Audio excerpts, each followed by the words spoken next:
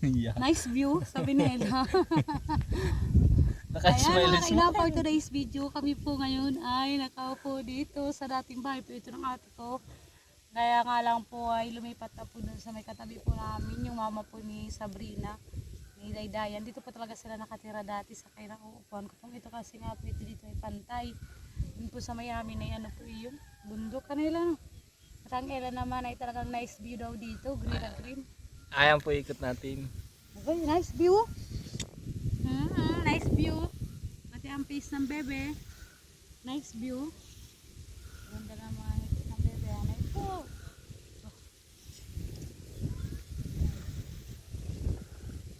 Yan nga po. Ayan ang Ella namin. Nandito lang po kami nakaupo. At mamaya-maya po, uwi na din po kami mga kaina. Kasi sa Ella po talaga mga kaina. Gusto po nito araw-araw pinapasyal.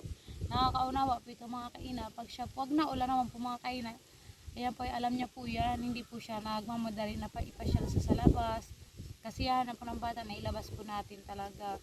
Di ba sila naghahangad na pumunta po sa malayo, pumunta ng mall, mailabas lang po natin, masaya na po ito. May malayong paligid. May iba lang po yung paligid. Kasi kahit po nasa probinsya po tayo, yung iba-iba din po dapat lang po yung makikita po ng ating mga anak.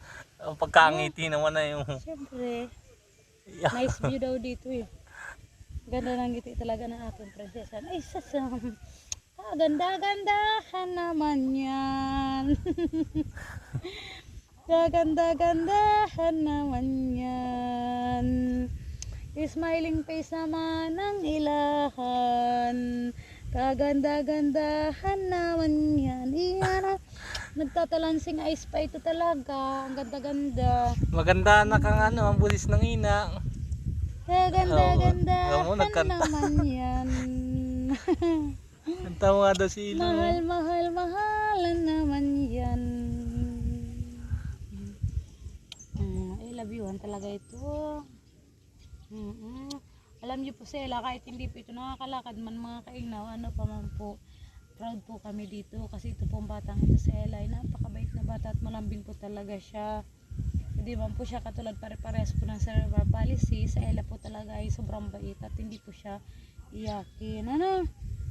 Ito po minsan lang po ay magagalitin po talaga siya, magagalitin siya. Yung tipo po hindi po nasunod kagad pag meron po siyang na ano po siya, nagagalit po talaga tapos bilang naiyak po. Marunong din po ito na yung iiyak po siya pero hindi naman po talaga yung iyak na sobra, yung luluha lang po ito tapos ay ano na po namin. Tapos ang tagal niyan, ang tagal ano ito, nagtatampuhan ng aming kaganda-gandahan yan. Marunong na si Ila eh. Ang aming prinsesahan. Yung kanyang reaksyon, kumbaga nababasa na ho namin. Kasi po tayo po mga ina, may kanya-kanya po tayo. Alam po natin itong ating mga anak kung ano pa ang gusto nila. So, sa iba po, meron pong aksyon yung kailan naman po ay ano din po. Kahit hindi nagsasalita siya. Sa mukha ko po siya tinitingnan kung siya po ay nagkagalit o ano. Manila no, kapag nalulungkot, alam ko din. Kaya yan ay smiling face na nga. Kaganda-gandahan naman yan. Ganda naman ng ano ni Ila. Kahit ito ma-short hair na po. Ito po ay talagang nilalagyan ko po talaga ng ponytail kahit short hair siya. Alam niyo po mga kaina, kaya po ito ay short hair ko po. Kasi po yung panahon po talaga dito mga kaina.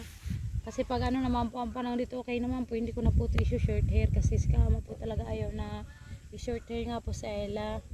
Kasi nga po ay ano naman po, alaga ko naman po siya kasi sa pag-aayos ng buhok ay ba't ko pa daw ginupitan, pero sabi ko naman po ay ano naman eh, mabilis naman po mabang buhok na Ella, ano, beautiful, beautiful ang smile niyan, kaganda-gandahan iyan daw. Gustong-gusto mo kantahan ng kaganda-gandahan. Ano si Daydayan, hinahanap yung ate ilang niya eh. Daydayan! Hinahanap eh. Ano? Nandun no, naglalakad. Kaganda-gandahan ang prinsesa.